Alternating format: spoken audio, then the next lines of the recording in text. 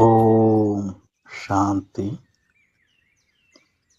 நாம் இதுவரைக்கும் என்ன தெரிஞ்சுக்கிட்டோன்றதை பார்ப்போம். நாம் அழிவற்ற அவிநாஷி ஆன்மா. ஆத்மா இந்த உடம்பில் இரு புருவங்களுக்கு மத்தியில் அதிப்பிரகாசமான, அதே சமயம் அணுவை விட சிறிய ஒளி புள்ளியாக இருக்கு. அதுதான் நான், அதுதான் நீங்கள், ஆன்மா. இந்த உடல் பஞ்ச தத்துவங்களால் ஆனது. இந்த உடல் அழியக்கூடியது, ஆன்மா அழிவற்றது. இந்த உடம்பில் கண்கள், காதுகள், நாக்கு, தொடு உணர்வு எனும் கர்ம இந்திரியங்கள் இருக்கு. அது ஸ்தூல உடலுக்கு சம்பந்தப்பட்டது.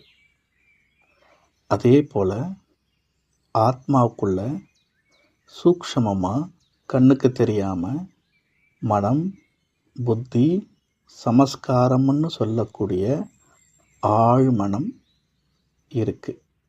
இது சூக்ஷ்மமானது. ஆத்மா ஞான இந்திரியங்கள் மற்றும் கர்ம இந்திரியங்கள் மூலமாக ஒரு செயலை செய்யும். உதாரணத்துக்கு, ஆன்மா மனதில் வரக்கூடிய எண்ணத்தை எடுத்து, மனதில் வரக்கூடிய ஆத்மாவுக்கு பிடிச்ச ஏதாவது ஒரு எண்ணத்தை எடுத்து புத்தியின் மூலமாக ஆழ்ந்து சிந்திக்கும். அப்படி ஆழ்ந்து சிந்திக்கும் போது சிந்தனையுடைய முடிவில் உணர்வோ உணர்ச்சியோ உருவாகும். அந்த உணர்வு உணர்ச்சி ஆழ் மனதில் உருவாகும். அந்த உணர்வு உணர்ச்சியை பொறுத்து நமது கர்ம இந்திரியங்கள் மூலமாக பார்வையாகவோ வார்த்தையாகவோ உடல் மூலமாக செயலாகவோ வெளிப்படும். இப்படித்தான் ஆன்மாவாகிய நான் ஞான இந்திரியத்தின் ஆதாரத்தில், கர்ம இந்திரியத்தின் ஆதாரத்தில் ஒரு செயலை செய்யணும். அப்படி ஒரு செயலை நான் செய்யும்போது அதனுடைய ரிட்டர்ன் பலன் நான் தான் அனுபவிக்கணும். மறுபடியும் அந்த பலன் என்னை நோக்கி தான் வரும். இப்போ உதாரணத்துக்கு, ஒரு டிரைவர் இருக்கிறாரு, ஒரு கார் டிரைவர் இருக்காரு. அவர் ஒரு உயிரை காப்பாற்றுறதுக்கு அதிவேகமாக போயிட்டு ஒரு உயிரை காப்பாற்றுறதுக்கு உதவி செய்கிறார். இப்போது அவங்களுடைய உறவினர்கள் எல்லாமே அந்த டிரைவரை பாராட்டுவாங்க, சுகம் நிறைந்த வார்த்தைகளை சொல்லி வாழ்த்துவாங்க. இல்லை, அதுக்கு பதில் இந்த கார் தான் காப்பாற்றிச்சின்னு சொல்லிட்டு அந்த கார்கிட்ட போயிட்டு, காரு நீ நல்லா இருக்கணும், நீ நீ நீ நீ பல்லாண்டு காலம் ஆனந்தமாக வாழணும், ரொம்ப நன்றின்னு கார்கிட்ட யாருமே சொல்ல மாட்டாங்க. டிரைவர்கிட்ட தான் சொல்லுவாங்க. ஏன்னா அந்த செயலை கார் மூலமாக செஞ்சது டிரைவர். டிரைவருக்கு தான் பலன் வரும், பிளெஸ்ஸிங்ஸ் வரும்.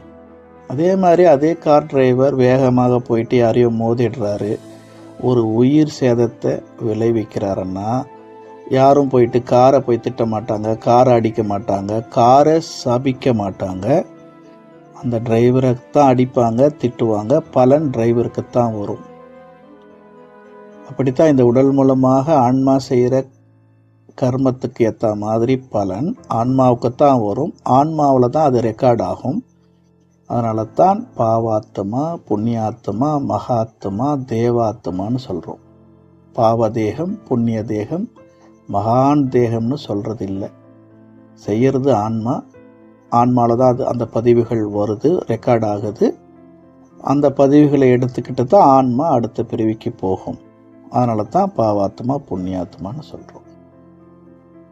அப்போ அந்த பாவ புண்ணிய பதிவுகளுக்கு ஏற்ற மாதிரி அடுத்த சூழ்நிலை அந்த குழந்தைக்கு ஏற்படும், அந்த நபருக்கு ஏற்படும். இப்போ இது வரைக்கும் பார்த்தோம். அடுத்தது, இன்னைக்கு நாம் ஆழ்மனம் என்னன்றது பார்ப்போம். முதல்ல மேல் மனம், ஆழ்மனம், அடிமனம்னு 3 மனம் இருக்கு. ஒரு கிணறு இருக்கு, கிணத்தோட அடியில் சில பேர் போகிறாங்க, கிணத்தோட மேற்பகுதியில் சில பேர் இருக்கிறாங்க. இப்போது மேல் பகுதியில் இருந்து போகும்போது கீழே இறங்கும்போது போய்கிட்டே இருக்கும். ஏன்னா அடிக்கு போயிட்டீங்களான்னா, இல்லை ஆழம் போய்கிட்டே இருக்கு, இன்னும் அடி வரலை. அப்போ அடி போயிட்ட அப்புறமா அடிக்கு மேலே எதுவும் இல்லை. அப்போது மேலே நம்ம இருக்கிறோம், கீழே சில பேர் அடியில் போயிட்டாங்க. இதுக்கு இடைப்பட்ட ஒரு இடம் இருக்கு இல்லையா, நடுவாக ஒரு இடம் இருக்கு இல்லையா, ஒரு ஸ்பேஸ், அதான் ஆழம்னு சொல்லலாம். அந்த பகுதியை ஆழம் சொல்லலாம், நடுப்பகுதின்னு சொல்லலாம். அப்படி நம்ம மனதில் ஆழ்மனம் அன்றது ஒன்று இருக்குது. அப்போ மேல்மனம், ஆழ்மனம், அடிமனம். இந்த ஆழ்மனதை நடுமனம் சொல்லுவோம், சப்கான்ஷியஸ் மைண்டுன்னு சொல்லுவோம். ஸோ கான்ஷியஸ் மைண்ட் மேல்மனம், சப்கான்ஷியஸ் மைண்ட் ஆழ்மனம், சூப்பர் கான்ஷியஸ் மைண்ட் அது அடிமனம். ஸோ சூப்பர் கான்ஷியஸ் மைண்டை பற்றி நம்ம ஃபியூச்சரில் பார்ப்போம். முதல்ல மேல்மனம், ஆழ்மனம் அதை பற்றி பார்ப்போம். இப்போ உங்களுக்கு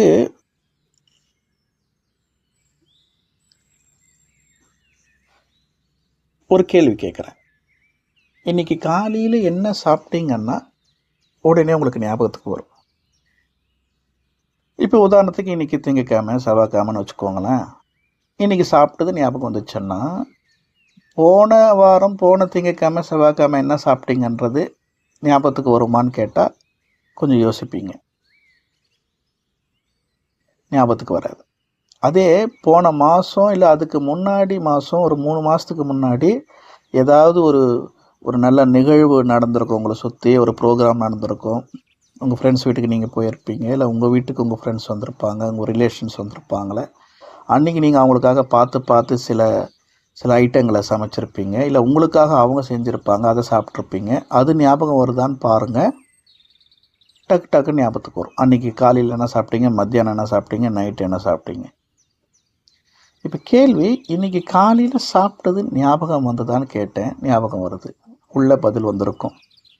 போன வாரம் ஞாபகம் இல்லை, ஆனால் போன மாதம் இல்லை ஒரு 3 மாதத்துக்கு முன்னாடி ஞாபகம் இருக்குது. அது எப்படி? அப்போது மேல் மனம்ன்றது என்னென்னா, ஒரு விஷயத்தை இந்த கான்ஷியஸ் மைண்ட் 1 நாள் 2 நாள் அதிகபட்சம் 4 நாள் தான் ஞாபகம் வச்சுக்கும், அப்புறமா டிலேட் பண்ணிடும். சாதாரண நினைவுகளை ஆழ்மனம் 2 நாள் 3 நாளைக்கு மேலே டிலேட் பண்ணிடும். ஆனால் இந்த ஆழ்மனம்ன்றது தான் பல மாதம் கழித்து கூட, பல வருஷம் கழித்து கூட ஞாபகத்தில் வச்சுக்கிறது ஆழ்மனம். ஸோ இது முக்கியமான நினைவு. காலையிலேருந்து பார்த்து சமைச்சார், அப்போது இவ்வளோ கஷ்டப்பட்டு இவர் இன்றைக்கி இந்த வேலைகளை செய்கிறாருன்னும் போது இதை மறந்துடக்கூடாது ஈஸியான்னு அந்த ஆழ்மனம் அதை அப்படியே ரெக்கார்ட் பண்ணிக்கும். ஆனால் தினமும் அந்த மாதிரி நம்ம ஆத்மார்த்தமாக ஒரு வேலையை செய்கிறோமா? ஏதோ எழுந்துக்கிறோம், சமைக்கிறோம், சாப்பிட்றோம், போயிடுறோம். அப்போ அது சாதாரண நிகழ்வு, நாமளே அதுக்கு முக்கியத்துவம் தரலை. அப்போ பார்க்கும் ஆழ்மனம், சரி நம்ம அதை ஸ்டோர் பண்ண வேண்டான்னு அது வாங்கிக்காது உள்ள. ஆழ்மனம் வாங்கிக்கலன்னா மேல்மனம் என்ன பண்ணும்? 2 நாள் 3 நாள் மேல்மனம் வெயிட் பண்ணும், இது ஆழ்மனம் வாங்குமான்னு. வாங்குற மாதிரி தெரியல, அப்போ அதை டிலேட் பண்ணிடலான்னு மேல்மனம் டிலேட் பண்ணிடும். அதான் மறந்துடுறோம், வாரம் நடக்கிறத மறந்துடுறோம். முக்கியமான நிகழ்வுகள் ஞாபகம் இருக்குது. அப்போது கான்ஷியஸ் மைண்டுக்கும் சப்கான்ஷியஸ் மைண்டுக்கும் வித்தியாசம் புரியுது.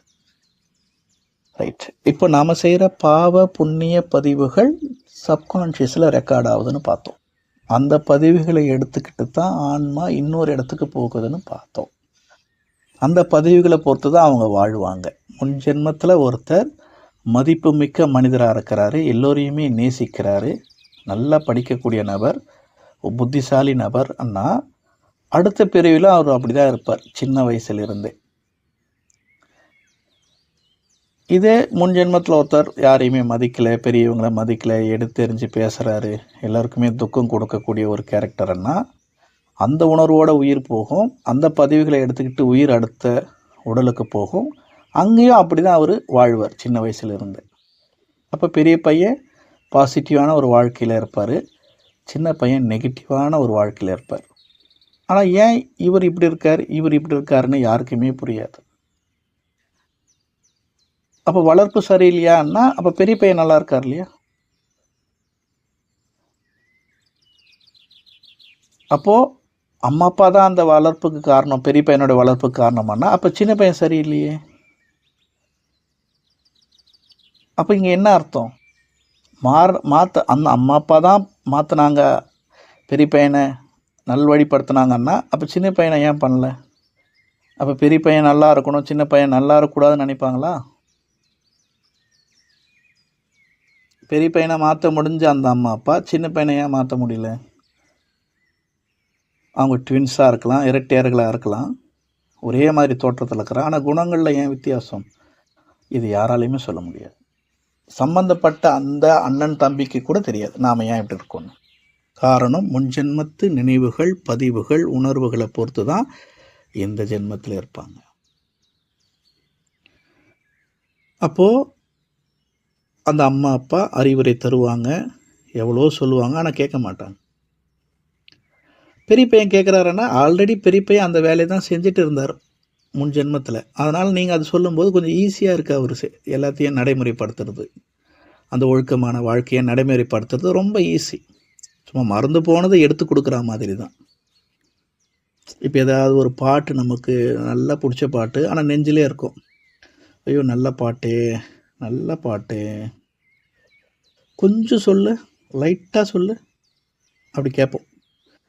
லைட்டாக சொல்லுவார், போதும் போதும், அப்புறமா முழு பாட்டும் நம்ம பாட ஆரம்பிச்சிருவோம். அப்போ என்ன அர்த்தம்? இப்போ இதே இந்த பாட்டு இவருக்கு தெரியுது, இப்போ உள்ள இவர் கேட்டிருக்காரு, இந்த பாட்டே அவர் ஃபுல்லாக மனப்பாடமாக தெரியும், பாடுவார், செய்வார், கொஞ்சம் மறந்து போயிருக்கார், அவ்வளோதான். ரொம்ப நாள் ஆனதால் எடுத்து கொடுத்த உடனே உள்ளே இருக்கிற சப்கான்ஷியஸில் இருக்கிற ரெக்கார்டு ஓட ஆரம்பிச்சிடுது, ஞாபகத்துக்கு வருது, பாடுறாரு. இதே இந்த ரெக்கார்டே உள்ள ஒருத்தருக்கு இல்லை. அவருக்கு நீங்கள் லைட்டாக எடுத்து கொடுத்தாலும் பாட முடியாது, நீங்கள் ஃபுல்லாக பாடி முடித்த அப்புறம் கூட அவரால் பாட முடியாது. ஒரு வரி 2 வரி தான் பாட முடியும். காரணம் உள்ள ரெக்கார்டு இருந்தால் தான்.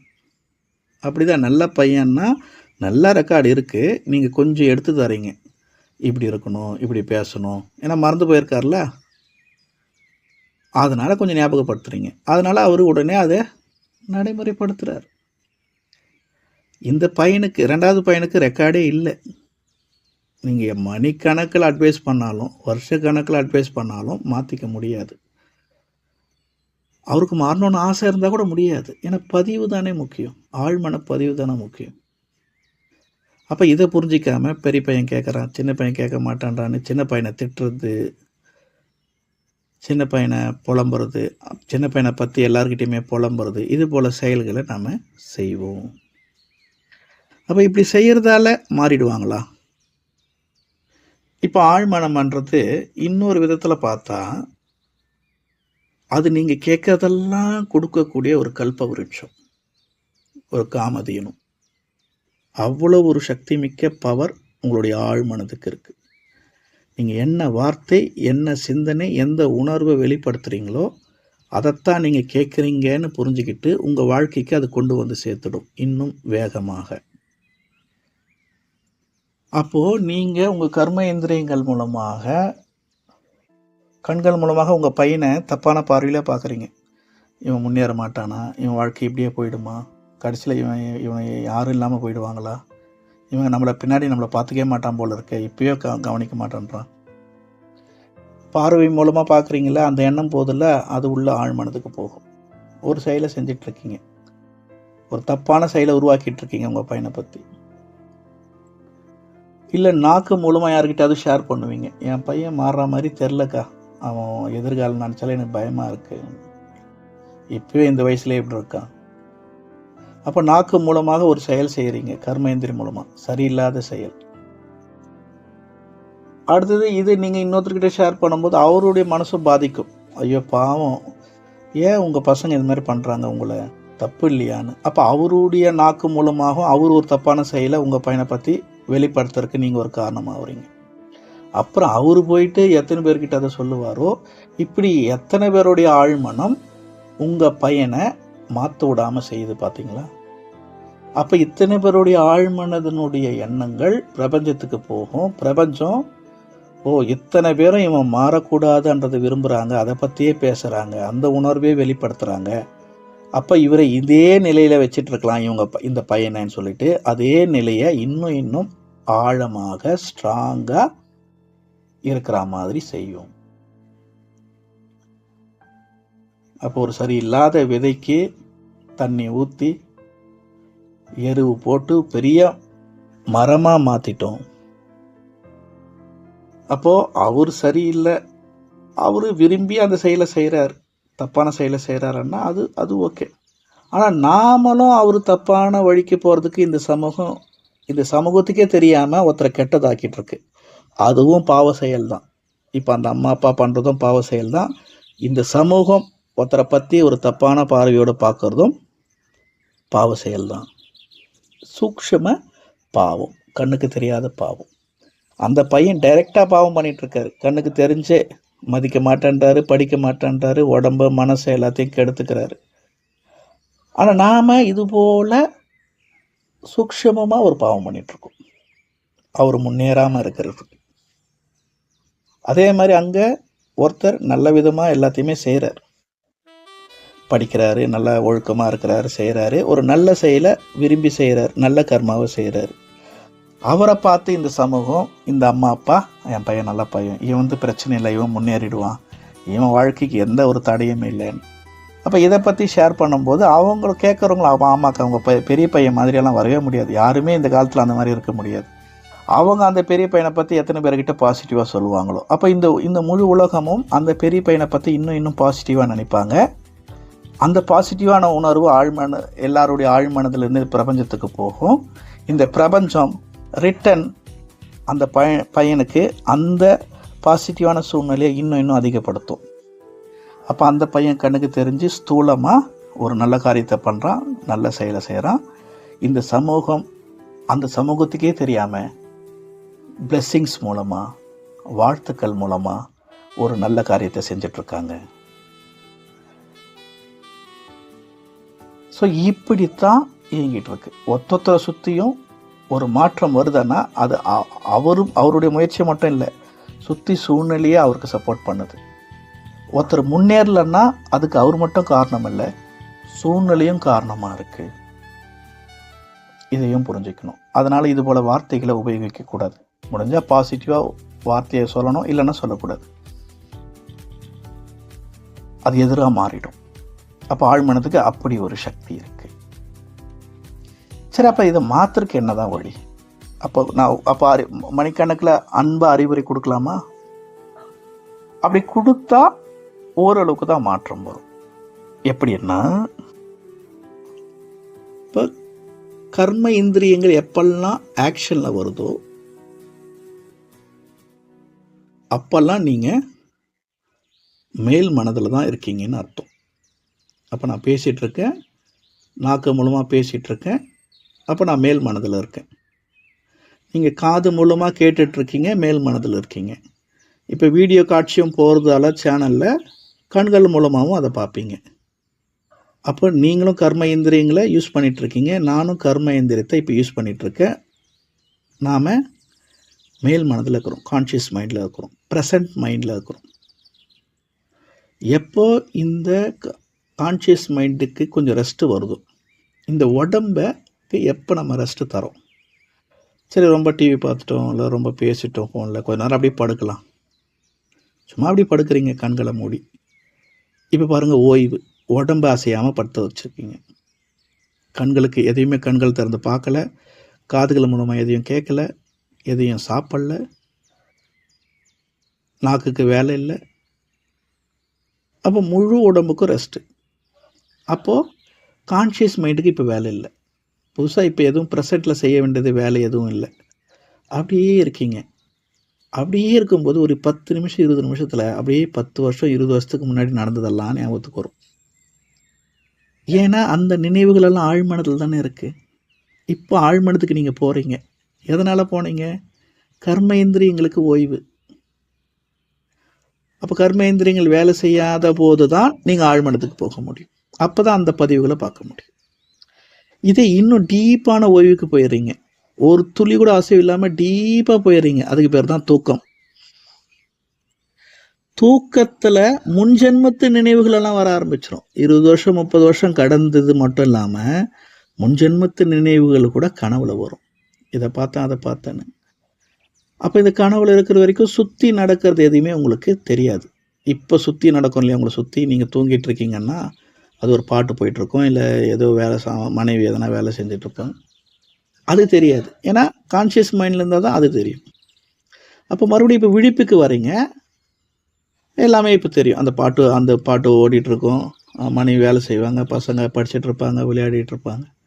இப்போ கான்ஷியஸ் மைண்டுக்கு வந்துட்டு, இப்போ ப்ரெசண்ட் மைண்டுக்கு வந்துட்டு. ஸோ இதுதான் கான்ஷியஸ் மைண்டுக்கும் சப்கான்ஷியஸ் மைண்டுக்கு இருக்கிற வித்தியாசம். கர்ம இந்திரியங்கள் ஆக்ஷனில் இருக்குதுன்னா கான்ஷியஸ் மைண்ட், கர்ம இந்திரியங்கள் ஓய்வாக இருக்கும்போது சப்கான்ஷியஸ் மைண்டு. சரி, இப்போ நீங்கள் ஒரு அறிவுரை கொடுக்குறீங்க உங்கள் பையனுக்கு, நாக்கு மூலமாக அறிவுரை தரீங்க.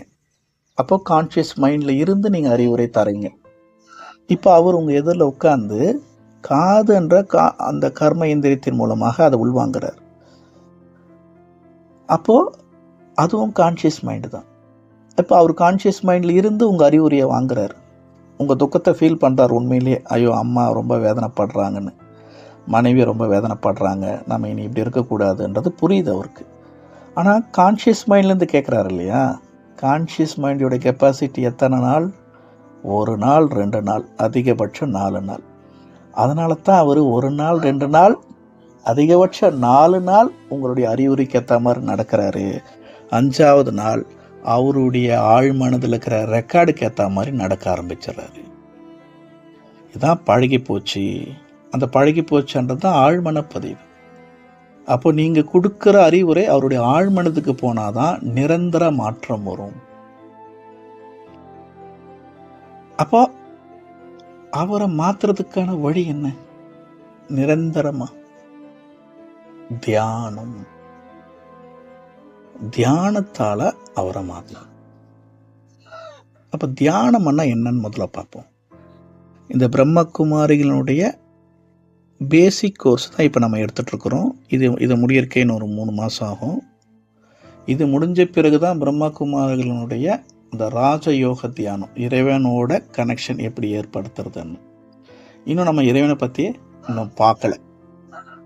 அப்போ இப்போது அதனுடைய பேசிக் மெடிடேஷன், தன்னை உணர்தல் பயிற்சின்னு ஒரு பயிற்சி, அதை நம்ம செஞ்சு இந்த சின்ன சின்ன பிரச்சனைகளை சரி செஞ்சுக்கலாம். சரி, இப்போ தியானம்னா என்னன்னு பார்ப்போம். இப்போ நீங்கள் இந்த தியானத்துக்கு நீங்கள் கீழே உட்காரணும், முதுகு தண்டை நேராக வைக்கணும், கைகளில் முத்திரைகள் போடணும், இல்லை கைகளை கோத்துக்கிட்டு இருக்கணும், அதெல்லாம் அவசியம் இல்லை. அதெல்லாம் ஹட யோகம். அதுக்கு சில பெனிஃபிட் இருக்குது, அது வேற. அதை பற்றியும் நம்ம அடுத்தடுத்து பார்ப்போம். இது நம்மளை உணருது. நம்ம எப்பவுமே நமக்குள்ளே இருக்கிறோம் இல்லையா,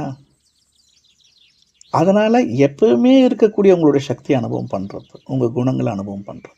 அதனால் அதுக்கு இப்படி உட்காரணும் அப்படி உட்காரணுன்றது இல்லை. ஸோ சேரில் உட்காந்துக்கோங்க, கம்ஃபர்டபுளாக உட்காந்துக்கோங்க, நிமிர்ந்த மாதிரி உட்காருங்க. ஆனால் நிமிர வேண்டாம், சாஞ்சிக்கோங்க சேரில். முகத்தில் புன்முறுவல் ரொம்ப முக்கியம். அது செயற்கையாக இருந்தாலும் பரவாயில்ல, முகத்தை புன்முறுவலோடு வச்சா ஈஸியாக ஆழ்மனதுக்கு போயிடுவீங்க.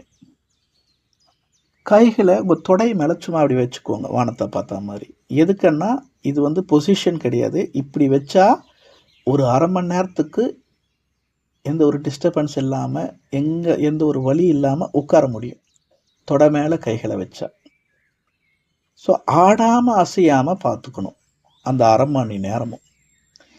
ஏன்னா உடம்பு ஆடுது அசையுதுன்னா ஆக்ஷனில் வந்துடுச்சு இல்லையா, ஆக்ஷனில் வந்துடுச்சனால கான்ஷியஸ் மைண்டில் தான் இருக்கீங்கன்னு அர்த்தம். உடம்பு ஆடாமல் அசையாமல் இருக்கும்போது தான், கர்ம இந்திரியங்கள் ஆடாமல் அசையாமல் ஆக்ஷனில் இல்லாத போது தான் ஆழ் மனதுக்கு போவீங்க. அப்போது உடம்பு ஆடாமல் அசையாமல் 20 நிமிஷம் அப்படியே வச்சுக்கிட்டிங்களனாலாம், சாஞ்சிக்கிட்டு வச்சுக்கிட்டாலே நீங்கள் ஆழ் மனதுக்கு போயிட முடியும், வேறு எதுவுமே செய்யாமல், வேறு எந்த பயிற்சியும் செய்யாமல்.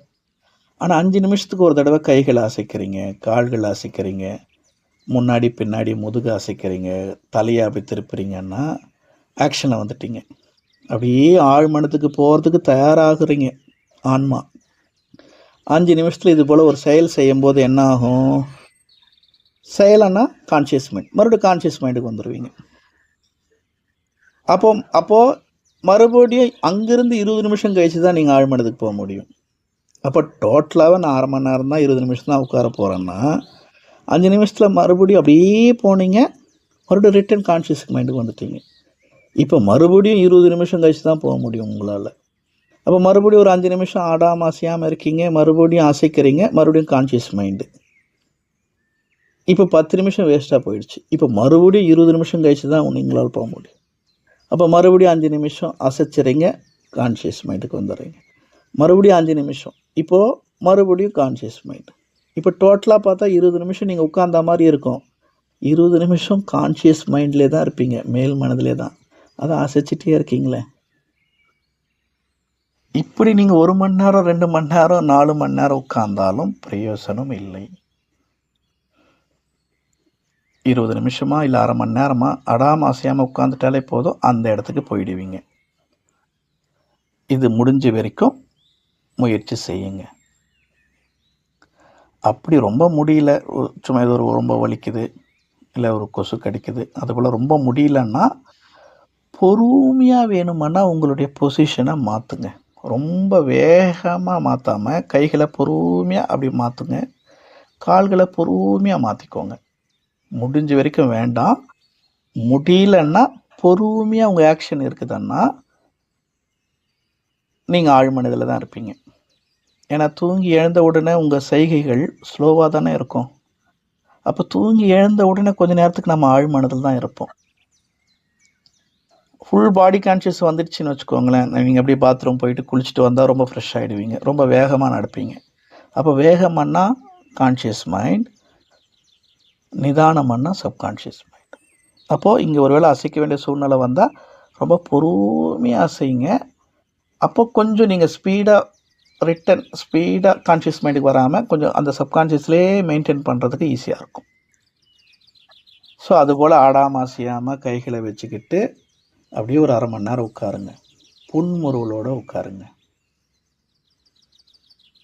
அசைக்கணும்னா ஸ்லோவாக அசைச்சிக்கோங்க. இது போல் ஒரு 1/2 மணி நேரம் சேரில் உட்காந்துக்கோங்க, கீழே உட்காரணுன்னு அவசியம் இல்லை. அதுக்கப்புறமா இது வரைக்கும் நாம் தெரிஞ்சுக்கிட்ட நினைவுகளை அசை போடுங்க. ஒரு நல்ல உணர்வை ஏற்படுத்துறது தானே தியானத்தோட வேலை. அப்போ உணர்வு வரணும்னா சிந்தனை வேணும், சிந்தனை வேணும்னா எண்ணம் வேணும். அப்போ இப்போ எண்ணத்தை எடுத்துக்கோங்க, நினைவுகளை எடுத்துக்கோங்க. இது வரைக்கும் சொன்ன நினைவுகளை அப்படியே பொறுமையாக அசை போடுங்க. நினச்சி பாருங்கள், பொறுமையாக நினச்சி பாருங்கள். ஒரு 5 நிமிஷம், முதல் 5 நிமிஷம். நான் அழிவற்ற ஆன்மா, இரு புருவங்களுக்கு மத்தியில் ஒளி புள்ளியாக இருக்கிறேன். ஆன்மாவாகிய நான் இந்த உடம்பை விட்டு பிரிஞ்ச உடனே இந்த உடல் அழுகுது, துர்நாற்றம் வீசுது. ஆன்மாவாகிய நான் உடம்பில் இருக்கிற வரைக்கும் எந்த ஒரு துர்நாற்றமும் வீசலை. அப்போ நான் எவ்வளவு பரிசுத்தமானவன். அந்த நினைவை கொஞ்சம் நேரம் அப்படியே ஞாபகப்படுத்திக்கோங்க. அந்த நினைவிலேயே கொஞ்சம் நேரம் இருங்க, ஒரு 3 நிமிஷம். அப்போ நான் எவ்வளோ பரிசுத்தமானவன், அப்படிப்பட்ட பரிசுத்த ஆத்மா தான் நான். அந்த நினைவில் அப்படி இருங்க. அதுக்கப்புறமா ஆன்மாவாகிய நான் தான் ஞான இந்திரியத்துக்கும் கர்ம இந்திரியத்துக்கும் இந்த உடலுக்கும் எஜமானன். என் மனம், என் புத்தி, என் உடம்பு. அப்போ நான் அதை ஆட்சி செய்யக்கூடியவன். நான் உடம்பு, நான் மனசு அப்படி இல்லை, என் மனசு, என் புத்தி. அப்போ அதுக்கு நான் அதிகாரி. அப்போ அதிகாரி என்ற உணர்வில் நான் இருந்தால் தானே அவங்க எனக்கு ஏற்ற மாதிரி எல்லா வேலைகளும் செய்வாங்க. நான் அதிகாரி என்றதை மறந்து இருக்கிறதால அவங்க என்ன ஆட்சி செய்கிறாங்க, மனம் போன போக்கில் போகிறேன். அப்போ நான் தான் அதிகாரி என்ற நினைவில் இருங்க. ஞான இந்திரியங்களுக்கும் கர்ம இந்திரியங்களுக்கும் எஜமானன். இது அடுத்த சிந்தனையாக கொண்டு வந்து இந்த சிந்தனையினுடைய முடிவில் ஒரு உணர்வு ஏற்படும் இல்லையா, அப்படியே அந்த உணர்வில் இருங்க. முதல் சிந்தனை அந்த நான் பரிசுத்த ஆத்மான்ற சிந்தனை வந்தவுடனே கொஞ்ச நேரம் அந்த உணர்வில் அப்படியே இருங்க. அதுக்கு ஒரு 5 நிமிஷம் 6 நிமிஷம் ஆகும். அப்புறம் ஞான இந்திரியத்துக்கும் கர்ம இந்திரியத்துக்கும் நான் தான் எஜமானன் என்ற அந்த சிந்தனையிலிருந்து அந்த சிந்தனையுடைய முடிவில் ஒரு மகிழ்ச்சி உணர்வு ஏற்படும்ல, அந்த உணர்வில் அப்படியே இருங்க. அது ஒரு 5 நிமிஷம் 5 நிமிஷம் 10 நிமிஷம் அப்படியே பாதி ஆழ் மனதை நெருங்கி இருப்பீங்க. எங்கேயோ இருக்கிற மாதிரி ஒரு உணர்வு ஏற்படும். சுற்றி பக்கத்தில் சப்தமாக கேட்ட சப்தங்கள் அப்படியே எங்கேயோ தூரமாக கேட்குற மாதிரி இருக்கும். அது அங்கே தான் கேட்குது, நீங்கள் சப்தங்களுக்கு தூரமாக போயிட்டுருக்கீங்க. இந்த மாதிரி ஒரு சிம்டம்ஸ் ஏற்படும். எல்லா சப்தம் கேட்கும், ஆனால் டிஸ்டர்ப் ஆகாமல் இருப்பீங்க. அந்த நிலை வருதனாலே நீங்கள் பாதி ஆழ்மனதை நெருங்கிட்டீங்கன்னு அர்த்தம். அதுக்கப்புறமா நான் எப்படிப்பட்ட ஆத்மா, நான் ஆன்மா தான், எப்படிப்பட்ட ஆத்மான்றது 3வது கட்ட சிந்தனை. நான் தெய்வீக குணங்கள் நிறைந்த ஆத்மா. அப்போ ஒவ்வொரு குணத்தையும் ஒவ்வொரு நிமிஷம் நினைங்க. நான் அன்பு நிறைந்த ஆத்மா. அந்த அன்பு நிறைந்த ஆத்மா, அந்த அன்புன்ற உணர்வில் அப்படியே மூழ்குங்க. அப்படியே முடிஞ்சால் உங்கள் புத்தியின் மூலமாக இரு புறங்களுக்கு மத்தியில் ஒரு சின்ன ஒளி புள்ளி இருக்கிறத கற்பனையில் பார்க்க ட்ரை பண்ணுங்க. அப்படி ட்ரை பண்ண பார்த்து முடியலன்னா ஓகே, பரவாயில்ல. ஆனால் அந்த உணர்வில் இருங்க. அன்பு உணர்வில் ஒரு நிமிஷம். நான் அன்பு நிறைந்த ஆத்மா. நான் அமைதி நிறைந்த ஆத்மா. நான் தூய்மை நிறைந்த ஆத்மா. நான் சுகம் நிறைந்த ஆத்மா. நான் ஆனந்தம் நிறைந்த ஆத்மா. நான் சக்தி நிறைந்த ஆத்மா. நான் ஞானம் நிறைந்த ஆத்மா. அந்த 7 குணங்களையும் ஒவ்வொரு நிமிஷம் அனுபவம், ஒரு 7 நிமிஷம். அப்போ முதல் 3 கட்டம் 3 விதமான சிந்தனை, அதுக்கு ஒரு 10 நிமிஷம் ஆகுது. அடுத்தது ஒவ்வொரு குணத்தையும் ஒவ்வொரு நிமிஷம், 7 நிமிஷம் 17 நிமிஷம் ஆகுது. அப்போ இதுக்கு முடிவில் நீங்கள் கண்டிப்பாக ஆழ்மனதுக்கு போயிட்டுருப்பீங்க. இந்த ஒரு 17-20 நிமிஷம் இது வந்து கணக்கு வச்சு பார்க்க தேவையில்ல, சும்மா இது போல் ஒரு மனக்கணக்கில் அப்படி செய்யுங்க. 3 ஸ்டெப்பு 4 ஸ்டெப்பாக. அப்போ இந்த குணங்களை அனுபவம் பண்ணும்போது எங்கேயோ இன்னும் டீப்பாக எங்கேயோ போயிட்டுருப்பீங்க. ஒரு தூக்க கலக்க நிலைக்கு போயிருப்பீங்க, ஆனால் தூக்கம் இல்லை. அந்த மாதிரி ஒரு நிலை, அதுதான் ஆழ் மனதில் இருக்கிற நினைவு. இப்போ இங்கே போயிட்டீங்க. இப்போ இங்கே போன பிறகு உங்களுக்கு தேவையான எண்ணத்தை உருவாக்குங்க. இப்போ இந்த நிலையில் இருந்து உங்கள் வீட்டுக்காரர்கிட்ட மனதில் பேசுங்க. நீங்கள் பரிசுத்தமானவர், எல்லா தீய பழக்கங்கள்லேருந்து விடுபட்டுட்டீங்க, ரொம்ப பரிசுத்தமாக இருக்கீங்கன்னு நினைங்க. இந்த நிலையிலிருந்து உங்கள் மகன்கிட்ட மனதில் பேசுங்க. நீ ரொம்ப நல்ல ஆத்மா, நீ அண்ணன் மாதிரியே நீயும் நல்லா படிக்கிற, சொன்ன பேச்சு கேட்குற, எல்லோருக்குமே ரெஸ்பெக்ட் தர, இந்த ஊர் உலகமே உன்னையும் வாழ்த்துது அண்ணனை போலவே. அடுத்தது உங்களுக்கு பர்சனலாக வேறு எந்த பிரச்சனை இருந்தாலும் அது சரியாயிட்டா மாதிரியும் நினைக்கலாம். அப்போ 20 நிமிஷம் தியானத்தோட முடிவில் ஒரு 10 நிமிஷம் உங்களுக்கு தேவையான எது நடக்கணும்னு நினைக்கிறீங்களோ, யாரை மாற்றணும்னு நினைக்கிறீங்களோ அவங்கக்கிட்ட மனசில் இப்போ பேசுங்க.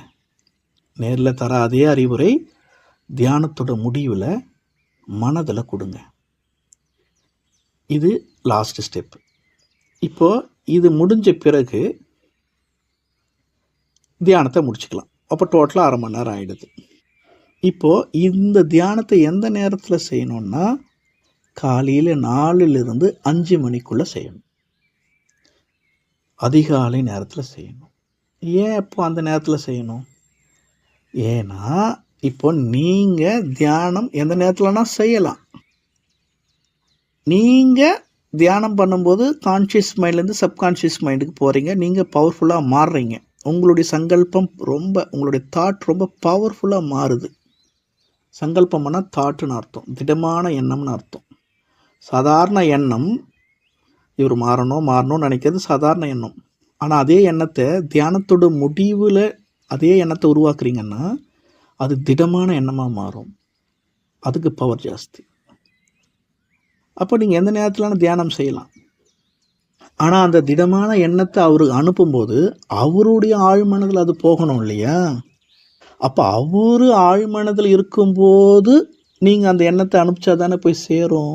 இப்போ நீங்கள் அனுப்புகிறீங்க ஏதோ ஒரு மெசேஜ் வாட்ஸ்அப்பில், உங்களுக்கு சிக்னல் இருக்குது போயிடுச்சு, அவருக்கும் சிக்னல் இருந்தால் தானே போய் சேரும், இல்லைன்னா சேராது. அப்போ நீங்கள் தியானத்தோட முடிவில் உங்களுக்கு சிக்னல் கிடைக்குது, ஆழ்மனத்துக்கு போயிடுறீங்க, அனுப்புகிறீங்க. ஆனால் அது அவங்க ஆழ்மனதில் போனால் தானே அது நடக்கும், அது அவங்களுடைய சுபாவமாக பழக்க வழக்கமாக மாறும். அப்போது அவங்களுக்கு இந்த தியானம் யோகத்தில் இன்ட்ரெஸ்ட் இருக்காது. அப்போ அவங்க கரடு முரடாக தானே இருப்பாங்க. அப்போ அவங்க ஆழ்மனதில் இருக்கிற நேரம் என்ன? ஆழ்ந்த தூக்கத்தில். அப்போ 5 மணிக்கு மேலே அவங்க விழிச்சிருவாங்க கண்டிப்பாக. வேலைக்கு போகிறவங்களா இருப்பாங்க, இல்லை பசங்க காலையில் எழுந்து படிப்பாங்க.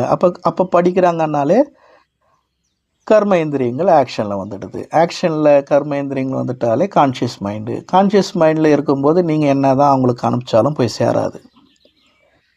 அப்போ 5 மணிக்கு முன்னாடி 4 to 5, அப்போ 4 மணிக்கு முன்னாடி நீங்கள் எழுந்துக்க முடியாது. அப்போ 2 மணிக்கு எழுந்துக்கலாம், அது இன்னும் பவர்ஃபுல். 3 மணிக்கு எழுந்துக்கலாம். ஆனால் நீங்களும் எல்லா வேலையும் விட்டுட்டு காலையில் எழுந்துக்க முடியாது இல்லையா? அப்போது இந்த 4 to 5 கரெக்டாக முடியும். நீங்களும் எழுந்துக்கிறதுக்கு முடியும், அவங்களும் தூக்கத்தில் இருப்பாங்க. அப்போது நீங்கள் தியானம் செஞ்சு நீங்கள் முழு பலனை அடைஞ்சு அந்த சக்தியை உங்கள் வீட்டில் இருக்கிறவங்களுக்கும் அனுப்புகிறீங்க. இப்போ அதே வார்த்தையை உங்கள் பையன் எப்படியெல்லாம் இருக்கணும், எப்படியெல்லாம் வாழணுமோ அதெல்லாம் அப்படியே அவருக்கு அறிவுரையாக மனதில் கொடுக்குறீங்க. உங்கள் பசங்களுக்கு, இல்லை உங்கள் வீட்டுக்காருக்கு, உங்கள் நண்பர்களுக்கு, யாருக்கானாலும். ஆனால் இதுதான் மெத்தடு. அதை காட்சியாகவும் அந்த நேரத்தில் பார்க்கலாம்.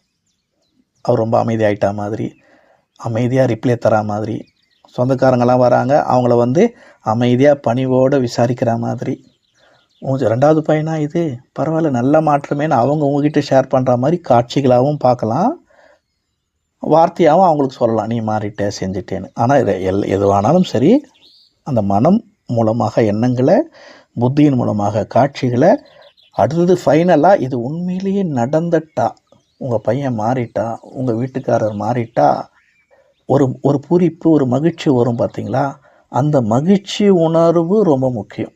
அந்த மகிழ்ச்சி உணர்வை செயற்கையாக ஏற்படுத்தி இந்த கற்பனையை, இந்த அறிவுரையை அந்த நேரத்தில் அவங்களுக்கு கொடுத்தீங்கன்னா, எண்ணம், காட்சி, உணர்வு, இந்த 3மே அவங்களுடைய ஆழ்மனத்துக்கு போயிடும். இப்போ அவங்க தூக்கத்தில் இருக்கிறதால அவங்களுடைய ஆழ்மனத்துக்கு போயிடும். அவ்வளோதான். கொஞ்ச நாளில் அவங்களுக்கே தெரியாமல் மாற ஆரம்பிச்சிருவாங்க. அப்போது ஆழ்மனதில் இருக்கிற பழைய பழக்க வழக்கங்கள் டிலேட் ஆகிட்டு புதிய பழக்க வழக்கங்களை அவங்களுக்கே தெரியாமல் நீங்கள் அங்கே ஸ்டோர் பண்ணிட்டீங்க. அப்போ ஆழ்மனதுக்கு ஏற்ற மாதிரி தான் எல்லாமே நடக்கும்.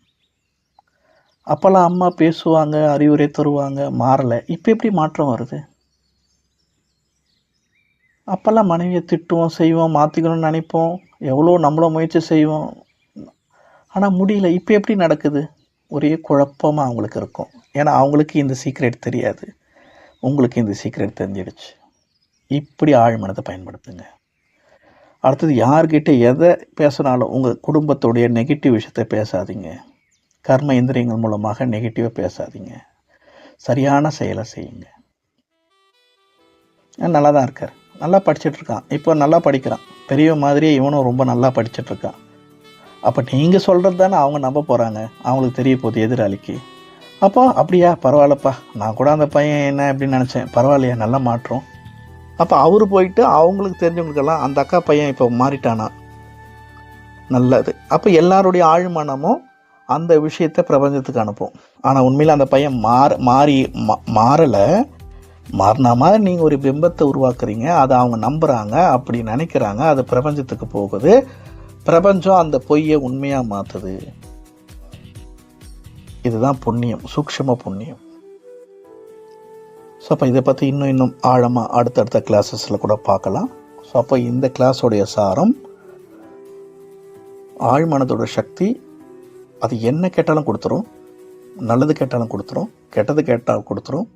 உங்களுடைய எண்ணம், சிந்தனை, உணர்வு, செயலை பொறுத்து நீங்கள் அதை விரும்புகிறீங்கன்னு புரிஞ்சுக்கிட்டு அதை கொடுத்துடும். அப்போது கெட்ட வார்த்தை பேசுனாலும் கொடுத்துரும், நல்ல வார்த்தை பேசுனாலும் கொடுத்துரும். அப்போது நல்லதையே பேசணும். அடுத்தது தியானம் செய்யணும். தியானத்தோட முடிவில் நாம் யாரை மாறணும்னு நினைக்கிறோமோ அவங்க மாறிட்டா மாதிரி பாவிக்கணும், நினச்சி பார்க்கணும். அதுவும் காலை நேரத்தில் செய்யணும். ஏன்னா அந்த நேரத்தில் தான் அவங்க ஆழ்மனதில் இருப்பாங்க, தூக்கம் பண்ணுற ஆழ்மனதில். ஸோ நீங்கள் தூங்கிட்டா நீங்கள் ஆழ்மனதுலேயும் தூங்கும்போது நீங்கள் ஆழ்மனதில் இருப்பீங்க. ஆனால் நீங்கள் எப்படி நினைப்பீங்க வீட்டுக்காருக்காக தூக்கத்தில்? அப்போ நீங்கள் விழிப்பில் ஆழ்மனதுக்கு போகணும், அதுக்கு பேர் தியானம். அவங்க துக்கத்தில் ஆழ்மனதில் இருக்கணும், அதுதான் அவங்களுக்கான தியானம். அதுதான் அவங்க மாற்றத்திற்கான நேரம். ஸோ இவ்வளோ விஷயங்களை ஃபாலோ பண்ணுங்க, கண்டிப்பாக நடக்கும். ஸோ இதனுடைய அடுத்த கட்டத்தை அடுத்த கிளாஸில் பார்க்கலாம். நல்லது. ஓம் சாந்தி.